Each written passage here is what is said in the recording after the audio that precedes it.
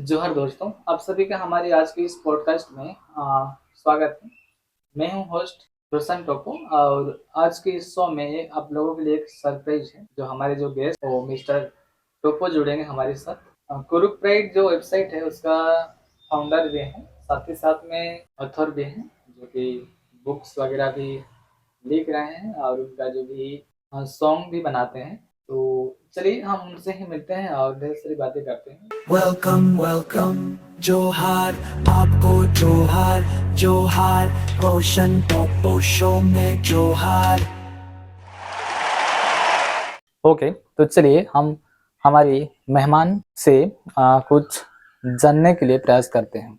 तो बहुत बहुत धन्यवाद हमें इनवाइट करने के लिए और बहुत गर्व महसूस हो रहा है कि हम आपके शो के साथ जुड़ रहे हैं।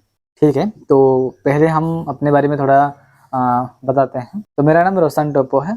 कोई कोई जानते होंगे, कोई कोई नहीं जानते होंगे। एक वेबसाइट है ओके जो कि कुरुक प्राइड के नाम से है। शायद आप लोग देखे होंगे या तो नहीं देखे होंगे, बट हम थोड़ा सा इसके बारे में शॉर्ट में जिक्र करना चाहेंगे। तो ये जो कुरुक प्राइड है वेबसाइट, इसमें लिखने का तो शौक था पहले से ही, बट हम लोग इसको पहले से भी लिखते थे, लेकिन इसका जो माध्यम जो प्लेटफॉर्म नहीं मिल पाता था। इसके बाद हम लोग सोचे कि इसके बारे में देखिए, हम लोग बचपन से तो जो भी स्कूल में पढ़े हैं वो दूसरों का इतिहास पढ़े हैं, राइट। तो जब हम थोड़ा बड़े हुए जानने लगे तो हम सोचे कि बचपन से स्कूल्स में हो या तो कॉलेज में हो, हम सिर्फ दूसरों का इतिहास पढ़े हैं। तो इससे ही थोड़ा ख्याल आया कि चलिए जो कि हमारी खुद की अपनी भी इतिहास है, अपनी भी संस्कृति है, अपनी भी भाषाएं हैं, उसको हम लोग कैसे बढ़ावा देंगे। ये करने के पीछे भी एक कहानी है, क्योंकि हम जब शुरू जब रिसर्च कर रहे थे उस टाइम में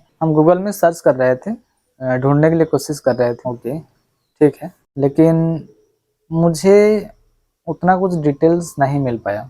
मतलब जो मुझे चाहिए था या तो जो मुझे चाहिए होता था वो मुझे नहीं मिल पाता था। बहुत सारे इसे रिसर्च किए, उसके बाद भी नहीं मिला। तो मैं अपने ओर से सोचा कि देखिए, अगर हम अभी भी इंटरनेट की अगर यूज कर रहे हैं, मतलब अभी भी हमारे जो सोशल मीडिया के जो दौर है अभी के समय में, लेकिन अभी भी हमारे जो कल्चर या तो हमारे जो कोणों आदिवासियों की जो भी कुछ भी हम ढूंढते हैं गूगल में तो मिल नहीं पाता है। तो यहाँ से ख्याल आया और यहाँ से ही हम लोग सोचे कि हम लोग कैसे इजी लैंग्वेज, मतलब आसान भाषा में आसान शब्दों के साथ हम लोग कैसे लिखेंगे और हमारे जो भाई बहनें हैं वो इसके बारे में कैसे पढ़ते ही मतलब उनको समझ में आ जाएगा कि हम लोग इसमें कुछ जो कि कठिन वाला शब्द भी यूज नहीं करते हैं। कोशिश करते हैं कितना आसानी से हम लोग उनको समझा पाएंगे। तो आप सब भी एक बार जरूर विजिट करें कुरुक प्राइड वेबसाइट में। ओके, तो आगे हम लोग बढ़ते हैं, भैया से सुनते हैं। तो पहला क्वेश्चन है हमारे टोपो जी, ये जो ओराम आदिवासियों के बारे में थोड़ा सा शॉर्ट में आप जिक्र करिए। बहुत बढ़िया सवाल। ये जो ओराम आदिवासी हैं है ना, ये अभी के समय में विशेष करके भारत के पूर्वी और सेंट्रल इंडिया में निवास करते हैं। विशेष रूप से अगर हम देखेंगे स्टेट की, तो झारखंड हो, बिहार हो, उड़ीसा, छत्तीसगढ़, बिहार, वेस्ट बंगाल, मध्य प्रदेश, इसमें कुछ कुछ जाके अभी भी बस रहे हैं। दूसरा हम जानना चाहेंगे जो ओराम जाति का क्या इतिहास रहा है, मतलब अगर शुरू से हम लोग देखेंगे तो इतिहास क्या रहा है। ओके, तो आप लोग जानते हैं कि हम लोग उड़ीसा राउरकेला से हैं, जो कि छोटा नागपुर से आने के बाद यहीं बस गए। तो पहले दक्षिण भारत में थे, उसके बाद वहां से गए जो कि हड़प्पा मोहनजोदड़ो, राइट। उसके बाद कुछ कुछ जो कि दिकू लोग, या तो जिसे हम लोग अपने दुश्मन मानते हैं, तो वहां से लड़ाई उड़ाई हुआ, तो वहां से अलग अलग क्षेत्र में भागने लगे। लेकिन सबसे जो ज्यादा मात्रा में जो आए वो छोटा नागपुर जो कि प्लेटू में आए और वहाँ बसे। उसके बाद वहाँ पे मुंडा आदिवासी जो हमारे भाई बहनें हैं वो पहले से थे, मतलब मुंडा आदिवासी पहले से ही वहाँ थे छोटा नागपुर प्लेटू में। फिर वहाँ से हमारे जो कुणोक या तो ओराम आदिवासी आए और वहीं से ये दोनों मुंडा और ओराम आदिवासियों के बीच में एक गहराई जो कि संबंध हुआ। तो उसके बाद फिर वहाँ भी कुछ कुछ दिन रहे, लेकिन जैसे कि वहाँ से भी कुछ कुछ परेशानियों का सामना करना पड़ा, तो कुछ कुछ वहाँ रह गए, लेकिन कुछ कुछ वहाँ से अलग अलग क्षेत्र में जाने लगे। जैसे कि कोई असम गए, कोई उड़ीसा गए, कोई वेस्ट बंगाल गए, तो हालांकि उस टाइम ऐसा नाम नहीं था, बट जैसे कि हम लोग का जो उड़ीसा है अभी के समय में, जो कि 1936 में जो बना था, लेकिन हमारा जो एरिया है, जैसे कि हम लोग उड़ीसा से, जो कि सुंदरगढ़ डिस्ट्रिक्ट जो है ना, ये उस समय में 3 डिवीजन में बटा हुआ था, जैसे कि गांगपुर, बानई हुआ, बामरा हुआ, तो ऐसे डिवीजन था। तो हम लोग का जो एरिया है गांगपुर में आता था। तो आप देख सकते हैं मेरा जो पहला वीडियो है, और इसके बारे में हम लोग बुक्स भी लिख रहे हैं। मोर सदरी भाषा में है, मोर गांगपुर और ओरामिति का था इसका जो नाम रखे हैं। ओके, साथ ही साथ में हमारे जो व्याकरण की भी बुक्स आ रहे हैं, मोहनजोदड़ो, राइट। तो वहाँ से आने के बाद छोटा नागपुर में बसे, उसके बाद वहाँ से अलग अलग एरिया में, अलग अलग स्टेट में जाके बस गए हैं, और अभी वहीं पे जीवन यापन कर रहे हैं, राइट। ठीक है, अगला हम जानना चाहेंगे जो ओराम आदिवासियों की भाषा क्या है और इसका क्या इतिहास रहा है, इसके बारे में थोड़ा। ओके, अगर हम भाषा की अगर बात करेंगे, तो ओराम आदिवासियों की जो भाषा है वो कुरुक है, कुणुक, जिसे अलग अलग एरिया में अलग अलग नामों से जाना जाता है। तो इनका जो मुख्य भाषा है कुरुक है, और आप जानते हैं जो कि मुख्य रूप से ये द्राविड़ परिवार की भाषा में आती है। इसके बारे में आप जानते ही होंगे, जो कि हमारी जो साउथ इंडियन, तो अगर आप जानते हैं तो आप थोड़ा जिक्र कर दीजिए। तो ये रहा है द्रविड़ परिवार की भाषा है, राइट। द्रविड़ परिवार में आता है हमारे, आपको थोड़ा सा बता दें, द्रविड़ परिवार में हमारे जो भाषा वो तमिल, तेलुगु, मलयालम, कन्नड़, जो कि साउथ इंडियन जितने भी लैंग्वेजेस है वो सब द्रविड़ परिवार में आता है। तो उनमें से ओराम आदिवासियों की भाषा भी कुणुक, जिसको हम लोग जानते हैं, तो वो भी द्रविड़ परिवार से संबंधित है।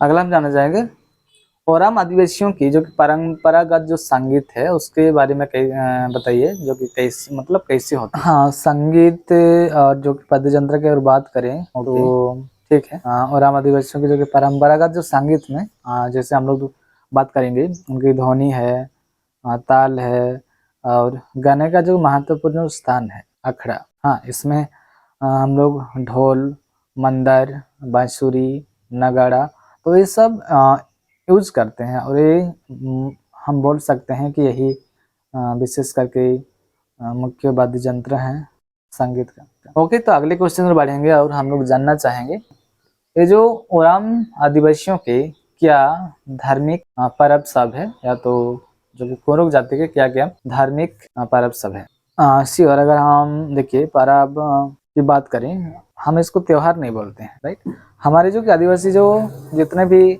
फेस्टिवल्स है, इसको हम लोग त्योहार नहीं बोलते हैं। त्योहार के बारे में हम थोड़ा सा जिक्र कर देते हैं। त्योहार, ये 2 शब्द से बना है, त्यों और हार।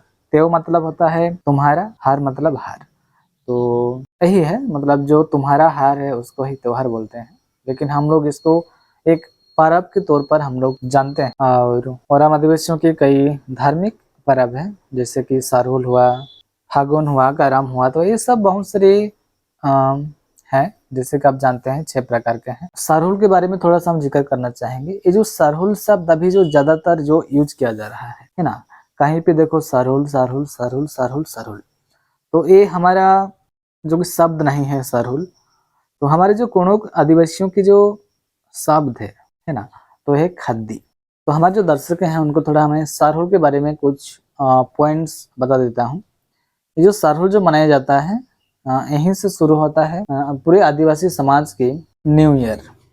ओके, पतझड़ होता है, फिर नया नया फूल आती है, पत्ते आते हैं, तो यहीं से आदिवासियों की जो कि न्यू ईयर कहें या तो नया बरस कहें, यहीं से शुरू होता है। इसको अलग अलग आदिवासी में अलग अलग नामों से जाना जाता है, हालांकि जैसे कि संताल में इसको बा परब ऐसे कुछ बोलते हैं। तो आदिवासियों की न्यू ईयर है सरहुल, और फागुन के बीच में होता है, फागुन या तो फागु, जिसे हम लोग होली के नाम से जानते हैं, लेकिन होली हमारा पर्व नहीं है, ध्यान दीजिएगा। और यहाँ पे एक बात बोलना चाहूँगा, ये जो होली जो त्योहार है, जो होली त्योहार जो बोलते हैं, इसके बारे में आप थोड़ा रिसर्च करिए, फिर पता चल जाएगा कि क्यों नहीं मनाना चाहिए।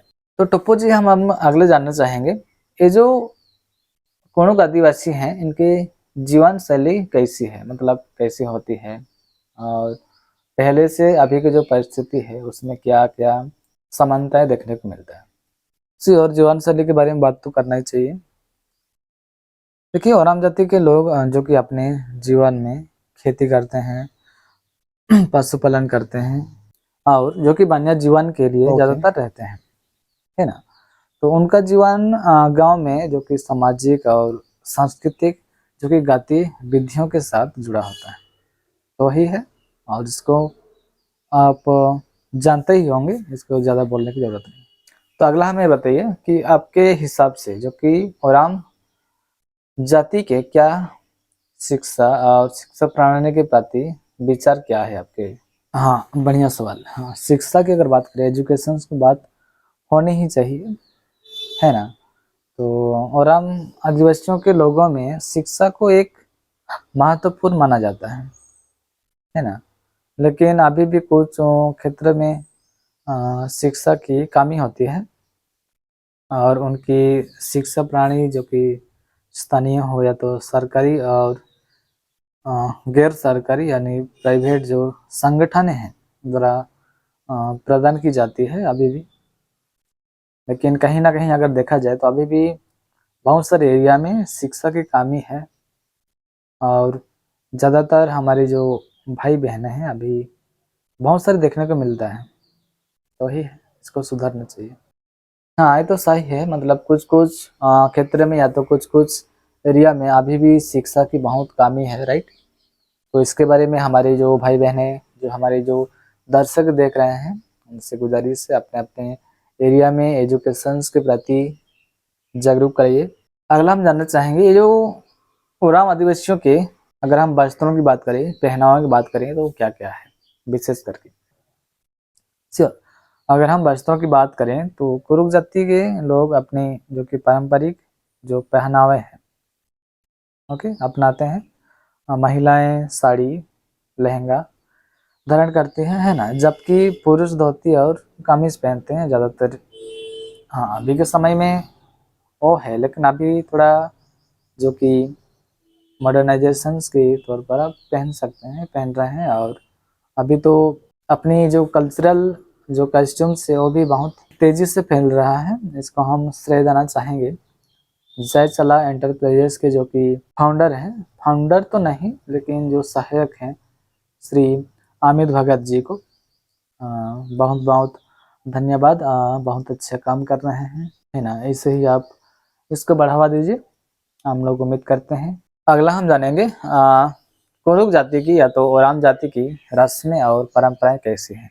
हाँ, अगर हम रस्में की अगर बात करें तो कुरुक आदिवासियों की जो कि रस्में और जो परंपराएं हैं, तो उनकी जो सामाजिक और सांस्कृतिक जीवन शैली का एक महत्वपूर्ण हिस्सा भी है। जैसे कि हम लोग देखेंगे शादी ब्याह, है ना, उत्सव, कोई भी प्रोग्राम हो तो सामुदायिक सभा और आर्थिक अवसरों की विविधता में होती है। और इसको करने से पहले जो पूजा विधि जो किया जाता है वो है डंडा करना बोलते हैं, इसको पल कसना के नाम से भी जाना जाता है। तो वही है यस। और उनके जो संस्कृति, उनकी सामाजिक संस्कृति जैसे में उसमें जो फॉलो किया जाता है, राइट। क्योंकि पढ़ा व्यवस्था जो कोणुक आदिवासियों की जो रूढ़ी प्रथा माना जाता है, या तो इसे हम लोग एक कस्टमरी लॉ के हिसाब से भी देख सकते हैं। ओराम जाति के लोगों की जो कि आर्थिक जो गतिविधियां हैं वो कैसी होती हैं। सी और अगर आर्थिक गतिविधियां की अगर बात करें तो जो कि अपनी आर्थिक गतिविधियां में अगर देखेंगे तो खेती है, खनन है, पशुपालन है और जैसे कि हम लोग बात किए वन्य जीवन से जुड़े रहते हैं। कुछ लोग व्यापार और अन्य छोटे उद्यमों में भी लोग अलग रहते हैं। ओके, अगला हम जानना चाहेंगे जो ओराम जाति की जो कोई विवाह होती है तो शादी होती है, शादी की जो संस्कृति सब होता है, परंपराएं सब होता है, मतलब रीति रिवाज है या तो उनकी जो भी नियम कानून है वो कैसे है। हाँ, विवाह संस्कृति के बारे में उतना तो हम नहीं जानते हैं, मतलब डिटेल्स में नहीं जानते हैं, लेकिन कुछ कुछ बातों को हम बता सकते हैं। ओराम आदिवासियों में जो कि विवाह को एक महत्वपूर्ण सामाजिक और धार्मिक माना जाता है। उनके विवाहों में जो कि परंपरागत जो भी रीति रिवाज है पुरखों से चली आ रही है और धार्मिक अनुष्ठान होते हैं। और हाँ, एक बात है कि कुरुक आदिवासियों में कोई भी दहेज की प्रथा नहीं है। ओके, तो अगला हम जानेंगे ये जो कुरुक जाति की जो समाज और उनकी संगठन के बारे में थोड़ा बताइए कैसे होती है, कौन सा संगठन को फॉलो करते हैं, राइट।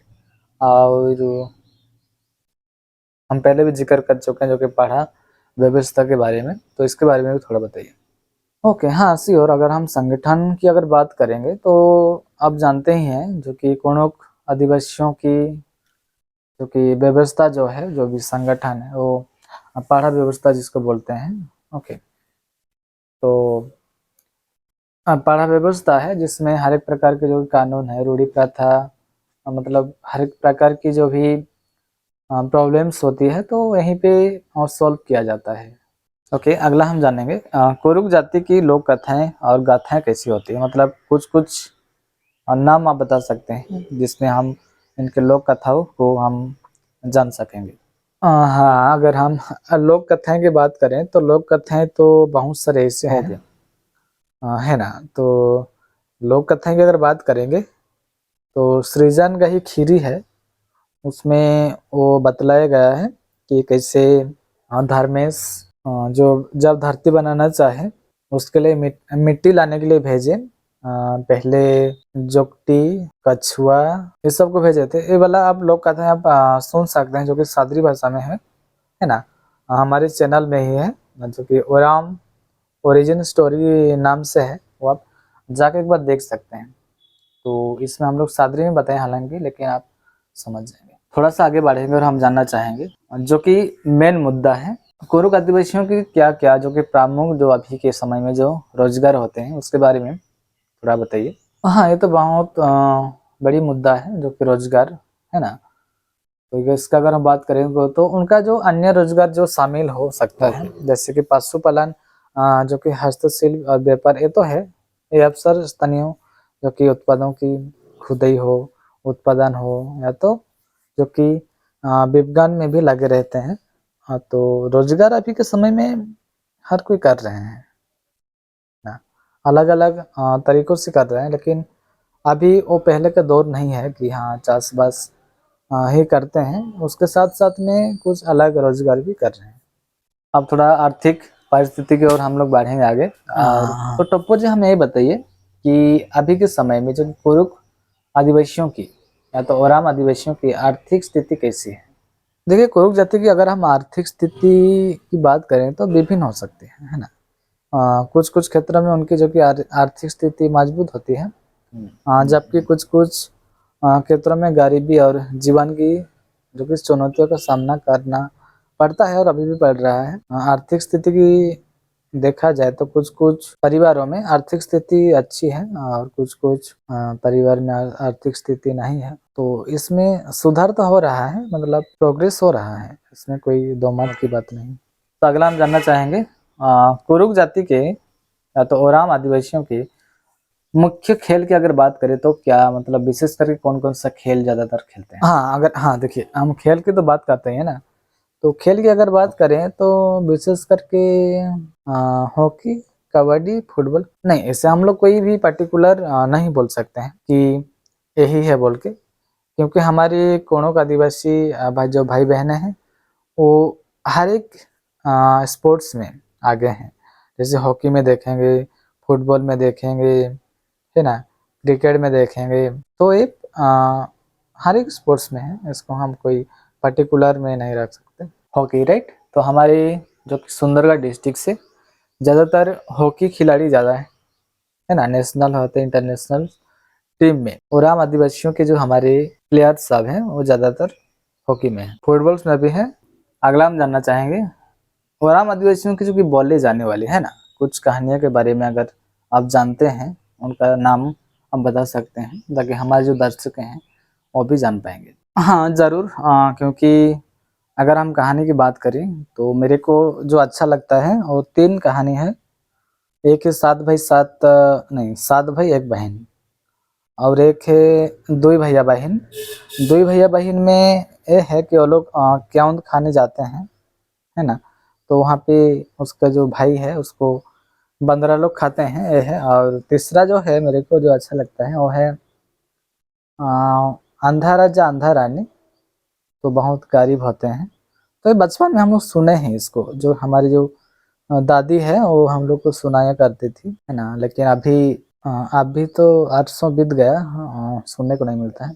हाँ, एक बात यहाँ पे बोलना चाहेंगे, जो 7 भाई एक बहन का जो अगर आप अभी आप देखना चाहेंगे, मतलब जानना चाहेंगे शॉर्ट्स में, तो इसका जो एल्बम वीडियो है एक, सातों भैया बहन ऐसे कुछ है, तो इसका हम लोग श्रेय देना चाहेंगे ग्लोबल ट्राइबल क्वीन जो कि किताब जीती है, सॉरी मिसेस पूजा लकड़ा। तो उनके जो चैनल में पूजा लकड़ा जो नाम है, चैनल का नाम है, तो वहाँ आप देख सकते हैं सातों भाई सातों बहन इससे कुछ नाम है। एक कहानी को एक गाना में प्रदर्शित करने के लिए बहुत बहुत धन्यवाद पूजा लकड़ा जी। तो आप भी बहुत अच्छे काम कर रहे हैं, आप देख सकते हैं। तो मिस पूजा लकड़ा।